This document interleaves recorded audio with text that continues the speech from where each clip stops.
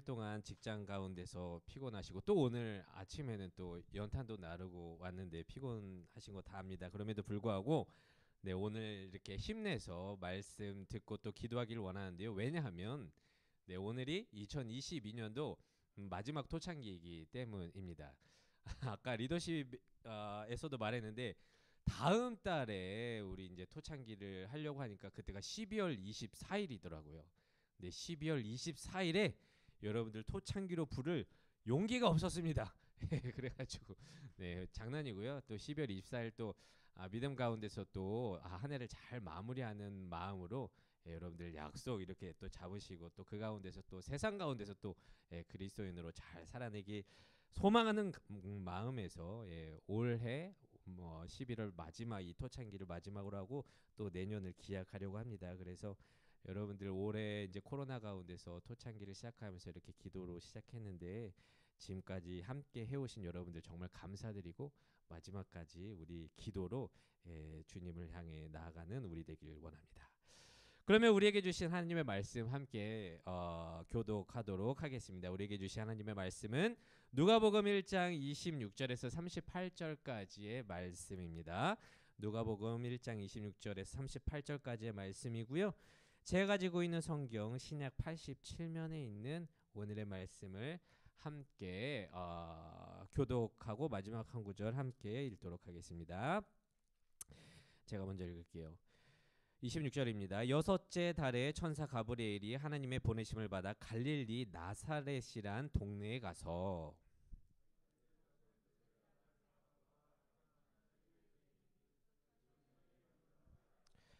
그에게 들어가 이르되 은혜를 받은 자여 평안할지어다 주께서 너와 함께 하시도다 하니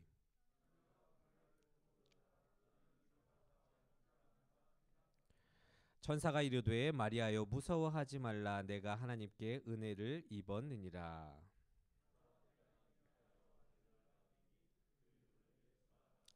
그가 큰 자가 되고 지극히 높으신 이의 아들이라 일컬어질 것이요 주 하나님께서 그 조상 다윗의 왕위를 그에게 주시리니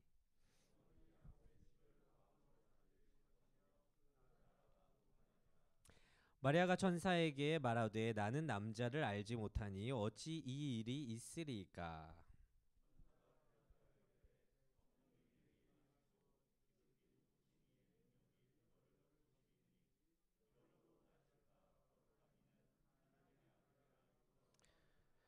보라 내 친족 엘리사벳도 늙어서 아들을 배었느니라. 본래 임신하지 못한다고 알려지니가 이미 6달이 되었나니. 같이 읽을게요.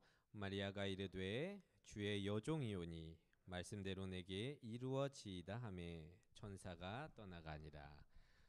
아멘. 오늘의 말씀을 통해서 코로나 속 대림절 마리아처럼 엘리사벳처럼이라는 제목으로 여러분들과 함께 말씀을 묵상하기를 원합니다.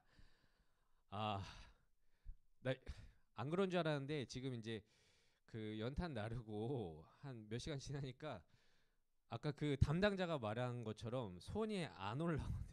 손이 안 올라오고 손이 계속 떨려. 여러분들 좀 양해 바라시고요. 네. 네, 잘 말씀 전해 보도록 하겠습니다. 여러분 우리 나라 역사 속에 일제 강점기 그 식민지 지배를 받았던 때가 있었죠. 근데 일제 강점기 때 식민지 그 시기가 길어지자 소위 친일파 그러니까 변절하는 사람들이 많았다고 합니다. 그 이유는 일본의 지배가 올해면 끝나겠지 내년이면 끝나겠지 하면서 10년 이상이 넘어가자 영영 끝나지 않을 거라고 생각하면서 기다리다 해방을 기다리다 지친 나머지 조국의 해방을 포기해 버렸기 때문입니다. 더 이상의 기다림은 시간 낭비라는 것이죠. 희망 고문일 뿐이라는 것입니다. 그리고 당시 국권을 빼앗긴 이 안타까운 심정을 담아서 지은 것이 이상화 시인의 빼앗긴 들에도 봄은 오는가입니다. 여러분들 국어 시간에 한 번쯤은 읽어보고 들어봤을 법한 시입니다. 첫 행은 이렇게 시작을 합니다. 지금은 남의 땅 빼앗긴 들에도 봄이 오는가. 네, 여러분들 느낌이 오시죠? 지금은 남의 땅, 우리나라 땅인데 남의 땅이 되었고 빼앗긴 이 들 우리의 땅에도 봄은 오는가 해방이 오는가라는 뜻입니다. 그리고 마지막 행은요 희망보다는 조금 부정적으로 끝을 맺습니다. 이렇게 끝을 맺습니다. 그러나 지금은 들을 빼앗겨 봄조차 빼앗기겠네. 네, 이 시인 이상화 씨도요. 야, 이 해방이 올까? 봄마저 빼앗기지는 않을까? 이렇게 그 조금 한탄하고 있는 모습입니다. 그래서 이 빼앗긴 식민지 상황 속에서 많은 사람들이 또 이제 상황을 보니까 해방의 소망마저 빼앗겨 버린 것은 아닌지 답답한 심정을 토로하고 있습니다. 그런데 곰곰이 생각해 보면요, 여러분, 그때와 내용은 다르지만 우리가 처한 상황은 조금 다르지만 당시와 비슷하게 살고 있는 것 같습니다. 보세요. 우리는 곧 코로나 기간 중에 세 번째 맞이하는 성탄절을 우리가 이제 맞이하게 될 겁니다. 코로나도요 3년이나 됐고요. 그 가운데에서 세 번째 성탄절을 저희가 맞이하게 됩니다. 그리고 내일부터는요 교회 절기상 예수 그리스도의 탄생을 기념하고 다시 오실 주님을 기념하는 대림절을 맞이하게 됩니다. 그런데 지금의 우리의 상황은 어떻죠? 우리의 상황은 어떻습니까? 여전하죠. 크게 변한 것 같지는 않습니다. 거리두기는 끝났다고 하지만 여전히 확진자는 계속되고 있고요.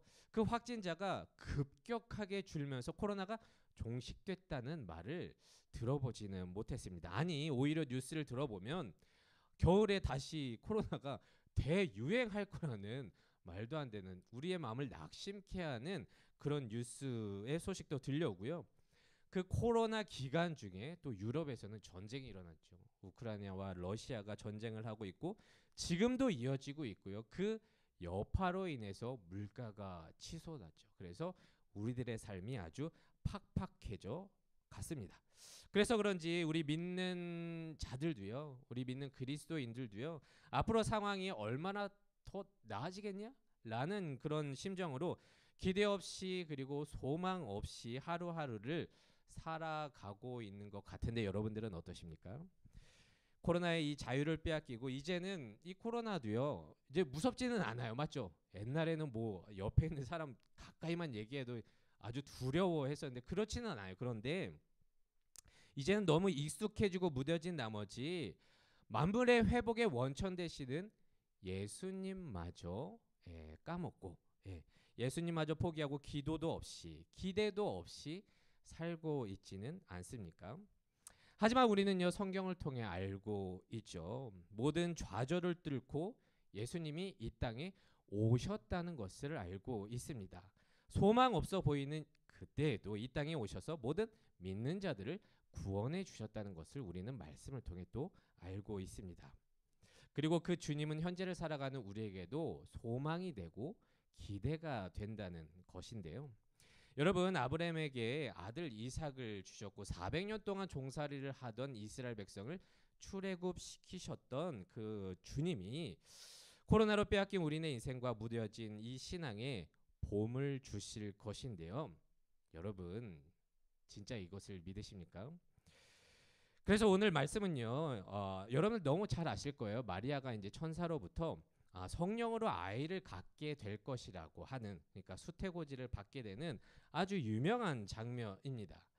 그리고 본문의 마리의 아는 그렇게 이제 예수님의 탄생을 기다리는 어떻게 보면 첫 번째 대림절을 보내는 자의 그런 모습이 본문에 기록되어 있는데 그녀의 상황도요. 지금의 우리와 그리고 옛날의 우리 일제 식민지 시대와 별반 다를 게 없습니다.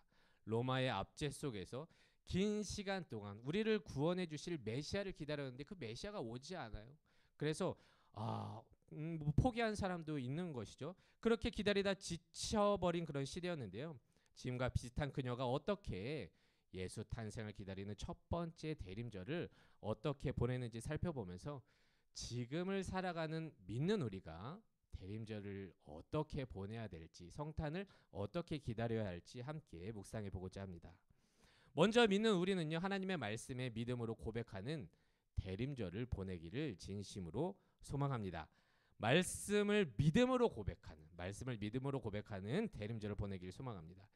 이스라엘은요 포로기 이후에 약 400년의 침체기를 보내게 됩니다. 그래서 신학적으로는 뭐 신구약 중간기라고 해가지고 약 400년을 보내게 되는데요. 그 중간중간에 여러 가지 많은 역사적 사건 가운데서 이스라엘은 로마의 압제를 받게 됩니다. 그런 상황 속에서 이스라엘인들은 자신들을 구원해줄 메시아를 갈망하게 되었습니다. 그런데 메시아는 온다고 우리를 해방시켜줄 거라고 믿었지만 시간이 너무 길어지는 거예요. 안 오는 거예요. 그래서 지쳐버립니다. 그래서 바리새인과 서기관 등 이런 기득권층들은요 로마에 굽신거리면서 자신들의 안위를 지키고자 했습니다. 그리고 일반 평민들, 서민들은요 자신들의 동족의 피를 빨아먹는 세리가 되어 살아가기도 했습니다. 그렇게 그들은 그 상황에 익숙해져 갔습니다. 그렇게 기대와 소망 없이 살아갔다는 것입니다. 그런데 그때 나사렛에 살고 있는 요셉의 약혼자, 우리가 너무나도 잘 알고 있는 본문의 주인공 처녀 마리아에게 천사가 나타나 이렇게 말했습니다. 31절입니다. 보라, 네가 잉태하여 아들을 낳으리니, 그러니까 성령으로 잉태하여 아들을 낳으리니 그 이름을 예수라 해라. 이것을 말해준다는 것이에요.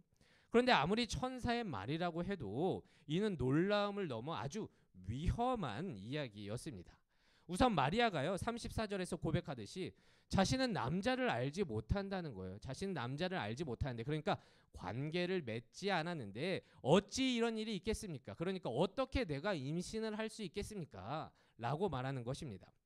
그런데요 지금 마리아는요 요셉과 약혼한 상태이거든요. 이것을 뭐 정혼이라고 말하기도 하는데, 그런데 이 시대의 약혼은 지금의 우리와 조금 의미가 다릅니다. 우리는 뭐 결혼을 약속하는 그런 것을 약혼식이라고 하는데, 이때의 약혼은 같이 살지는 않지만 결혼한 것과 다름없는, 그렇게 이제 따로따로 1년을 보내고 나중에 합치기 바로 직전의 모습을 약혼이라고 하는데, 지금 마리아가 그런 상황이에요.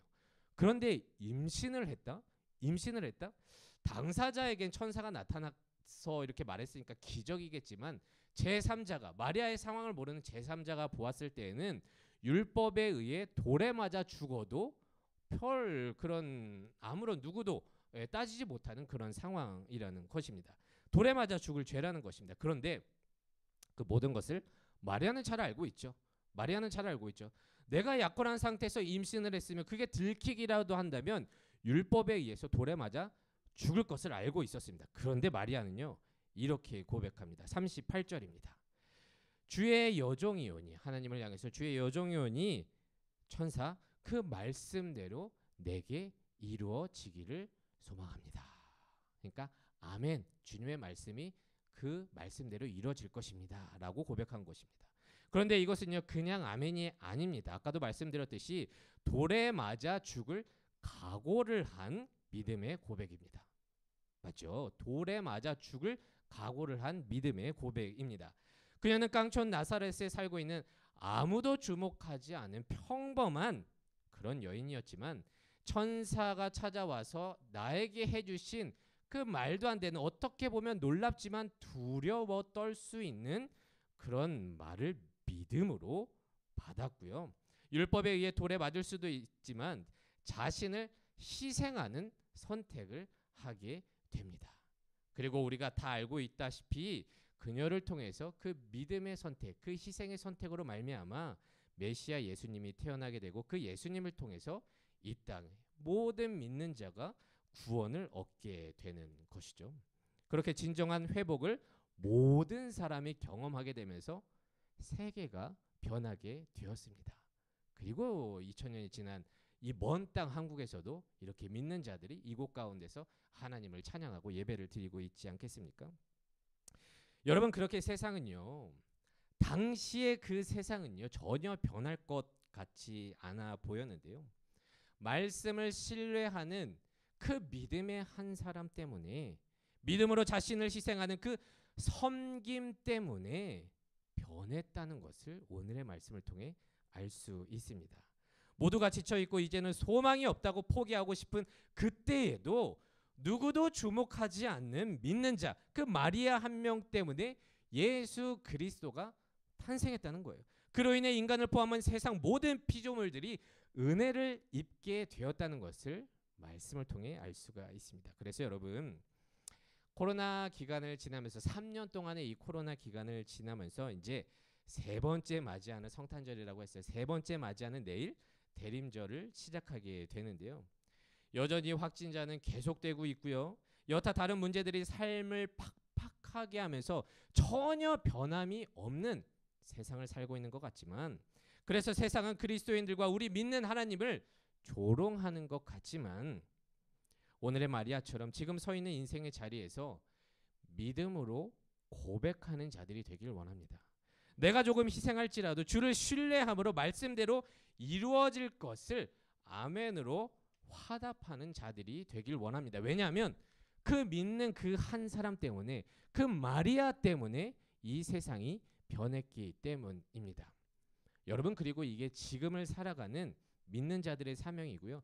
대림절을 맞이하여 우리가 취해야 할 세상과 다른 그리스도인의 모습입니다. 안 그래도 오늘 아까 서두에서도 소개해드렸듯이 오늘 아침에 335 모여가지고요, 석수 쪽으로 연탄 1,500장을 나르고 왔습니다.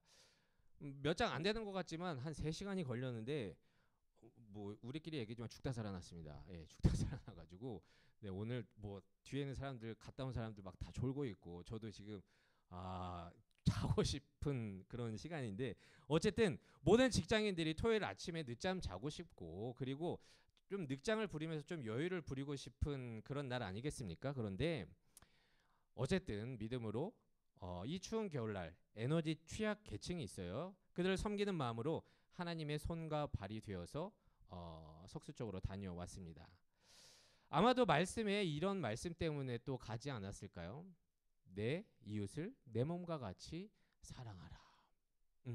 그런 말씀이 떠올랐을 거라고 생각하고 저는 이 말씀을 갖고 갔습니다.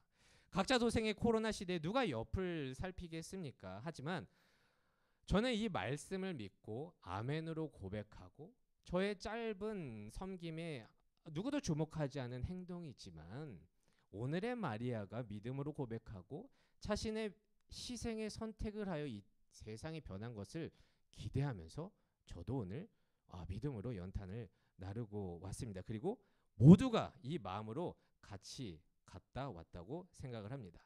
그렇게 얼굴도 이름도 모르지만 우리의 이웃들이 따뜻한 겨울을 날 수 있도록 기도를 하고 왔습니다. 아마도 안양의 어느 누구도 여러분들 주목하지 않을 것입니다. 당신들이 누구인지 어떤 이름 아무도 신경 쓰지 않을 거예요. 하지만 우리의 작은 고백과 이 희생의 선택, 이 섬김이 결국에는 세상을 변화시킬 줄로 믿습니다. 저희들이 그냥 의지대로 한 것이 아니라 이 말씀의 근거에서 우리들의 작은 섬김이 이 세상을 변화시킬 줄로 믿습니다. 그래서 여러분, 지금 아무것도 변한 게 없는 것 같잖아요. 3년이 되었고 이제 내년이 되면 4년째 코로나라니까요. 아무것도 변한 게 없고 변하지 않을 것 같습니다. 하지만 지금을 바꿀 수 있는 것은 오직 말씀을 신뢰하고 순종함으로 나아가는 우리 믿는 자들이 마리아처럼 고백하며 나아갈 때 세상이 변할 줄로 믿습니다. 그래서 여전히 변한 것 없어 보이는 대림절을 맞이하게 되겠지만, 각자 선 자리에서 말씀을 듣고 아멘으로 화답하고 세상과 이웃들을 향해서 그래도 믿음의 고백을 하면서 기도하길 원합니다.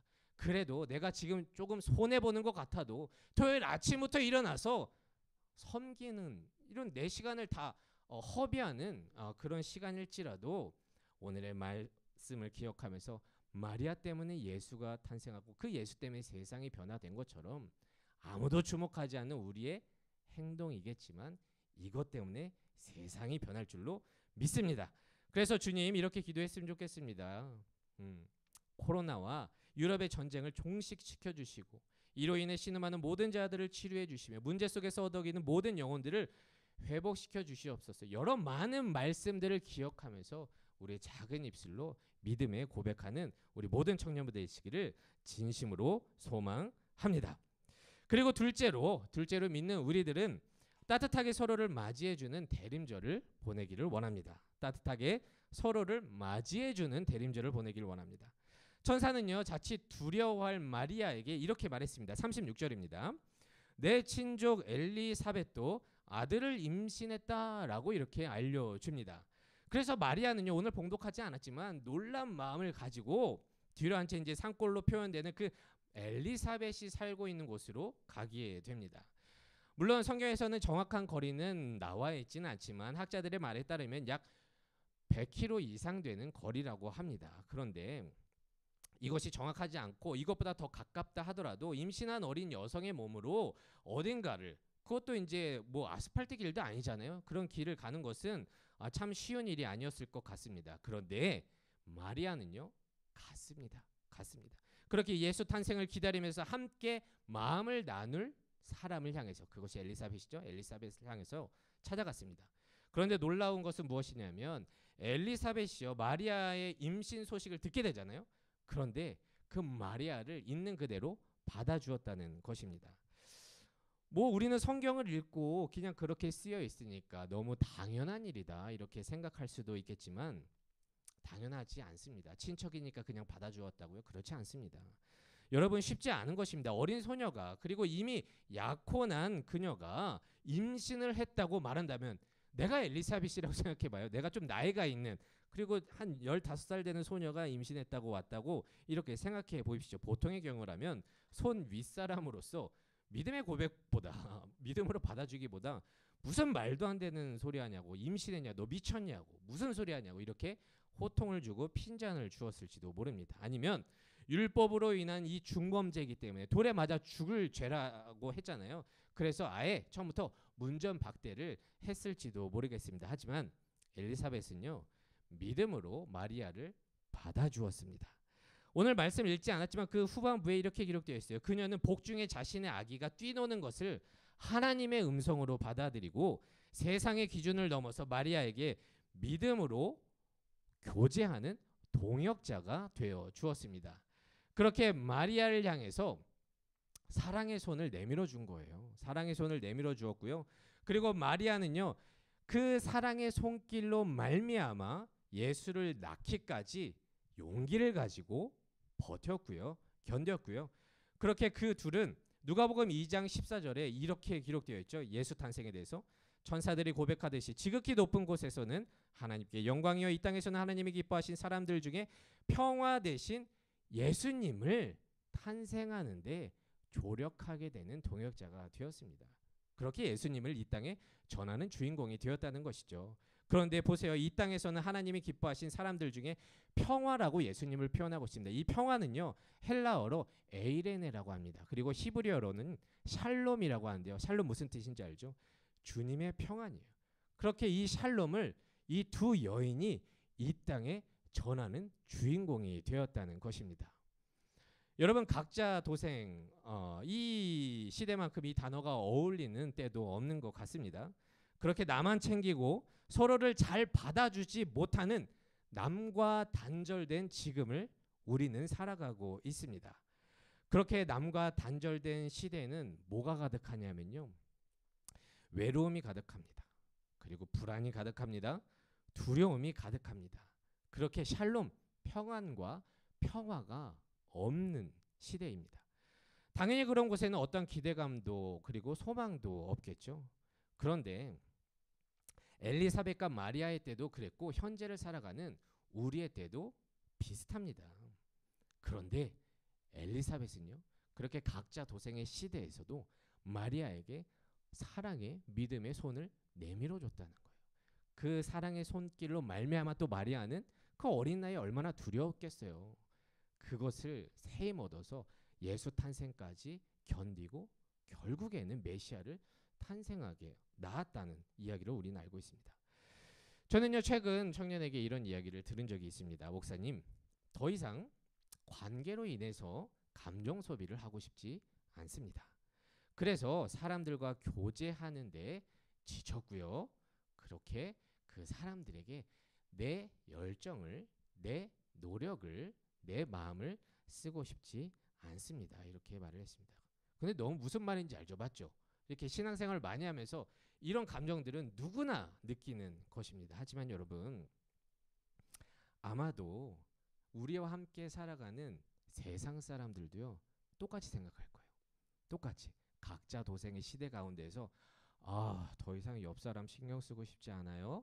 나만 챙겨도 돼요. 이 코로나 시대에 누구도 여기에 대해서 욕하지 않습니다. 다 합니다. 그런데 믿는 우리라도 그러지 않았으면 좋겠습니다. 그러지 않았으면 좋겠습니다. 믿는 우리는 외로움과 불안, 기대도 없는 이 땅에 평화를 주러 오신 예수님을 기다리면서 엘리사벳과 같이 누군가에게, 그러니까 여기서는 마리아죠, 누군가에게 손 내밀어 주며 서로를 맞이하는 자가 되기를 진심으로 소망합니다. 여러분, 결코 메시아 예수님은요 마리아의 믿음만으로 탄생하지 않았습니다. 여러분들 이해 가시죠? 메시아 예수님은요 마리아의 믿음만으로 절대로 탄생한 것이 아닙니다. 엘리사벳과 같이 믿음의 동역자가 기꺼이 옆에서 손을 내밀어 줬기 때문에 두려운 상황 속에서도 마리아가 믿음을 잃지 않고 끝까지 예수님을 품을 수 있었습니다. 그리고 그 결과 이 땅 모든 피조물들에게 샬롬을 전하는 예수님이 탄생하게 되었죠. 여러분, 지금도 여전히 소망이 없어 보입니다. 그래서 변하지 않을 것 같습니다. 그리고 각자 도생입니다. 혼자만 생각하라고 합니다. 하지만 그럼에도 불구하고 여전히 엘리사벳과 같은 손길을 기다리는 자들이 내 주위에 많다는 거예요. 직장에도 있겠고요. 가족 중에도 있겠고요. 또 교회에도 있겠죠. 그렇게 누군가의 환대를 통해서 두려운 이 시대를 살아낼 위로와 힘을 필요로 하는 나의 이웃들이 있습니다. 그리고 우리가 먼저 믿음으로 이 대림절 기간 동안 손 내밀어 주는 자들이 되기를 바랍니다. 그렇게 내 주위의 영혼들을 품어줄 수 있는 엘리사벳과 같은 자들이 되기를 원한다는 것입니다. 그래서 먼저는 우리 믿는 자들끼리의 교제를 소중히 여기고 힘써 주시기를 원합니다. 세상 사람들도 다 그렇게 산다고 교회 안에서도 각자 도생으로 살지 않기를 바랍니다. 그리고 이 믿음의 교제를 통해 어떤 이에겐 지금을 버티는 힘이 되고 샬롬을 주게 되는 경험을 주게 되는데요. 이것을 기대하면서 말씀을 읽고 우리도 옆에 있는 사람들에게 손을 내밀어 주는 자들이 되기를 원합니다. 그런데 저도 당연히 인간이기 때문에 감정이 소비돼요. 옆에 있는 사람에게, 우리 청년들에게 신경 쓰는 감정이 소비됩니다. 귀찮은 일이기도 합니다. 하지만 저는 이제 또 옛날을 생각하게 돼요. 두렵고 내가 이제 세상을 향해서 두렵고 연약한 그때에 나에게 손을 내밀어준 동역자가 있었기 때문에 내가 여기에 있다는 것을 너무나도 잘 알고 있어요. 그것을 생각해서라도 내 주위에 엘리사벳과 같이 손을 내밀어 주었으면 좋겠습니다. 또한 우리끼리의 교제를 넘어서 세상을 향해서도 믿음으로 선을 뻗어 주시기를 바랍니다. 왜냐하면 그 믿음의 모습을 통해서 이 땅에 샬롬이 흘러가기 때문입니다. 그래서 깨알 광고하자면 다음 주에도 연탄을 날라요. 1500장인데 오늘 25명이 갔거든요. 한 5명만 더 있어도 조금 수월하지 않을까 이렇게 생각하는데, 이런 믿음을 가지고 세상에 손을 내밀어 주기를 원합니다. 그래서 여러분, 첫 번째 대림절 때 보여준 마리아와 엘리사벳의 모습을 통해서 오늘을 다짐하기를 원합니다. 세상과 같이 장기화된 코로나와 별로 변한 게 없는 환경 때문에 뭘 변하겠어? 그냥 그저 그렇게 살아가지 마시고요. 그냥 을의 대림절을 또 하나의 절기, 성탄절을 하나의 휴일로 여기지 마시고 믿는 자답게 말씀대로 첫 번째 대림절을 보낸 이 두 여인처럼 살아보기를 진심으로 소망합니다. 마리아처럼 아멘, 주님 말씀대로 이루어질 것입니다. 이루어지길 원합니다. 오직 말씀에 신뢰하고 순종함으로 믿음으로 고백하는 자가 되기를 원합니다. 내가 조금 손해보는 것 같고 내가 희생하는 자리에 서 있는 것 같아도 믿음으로 한번 고백하고 그대로 순종해 봅시다. 그때 세상이 변화하는 거예요. 그때 예수님이 탄생하시고요. 세상이 변해버렸어요. 제가 하는 말이 아니라 말씀에 쓰여 있잖아요. 보잘것없는 나일지라도 믿는 나 하나를 통해 하나님은 마리아 때처럼 세상을 변화시킬 것입니다. 또한 엘리사벳처럼 믿음으로 내 이웃을 품어주고 손 내밀어 주기를 원합니다. 때로는 귀찮고 시간 낭비인 것 같고 감정 낭비인 것 같아도 누군가에게는 두려움을 덮는 샬롬이 되고요. 누군가에게는 지금을 이겨낼 큰 힘이 되기 때문입니다. 여러분, 우리도 대림절을 맞이해서 진짜로 그리스도인답게 살아봅시다. 이 말씀에 기록된 이 두 여인처럼 한번 살아보길 원합니다.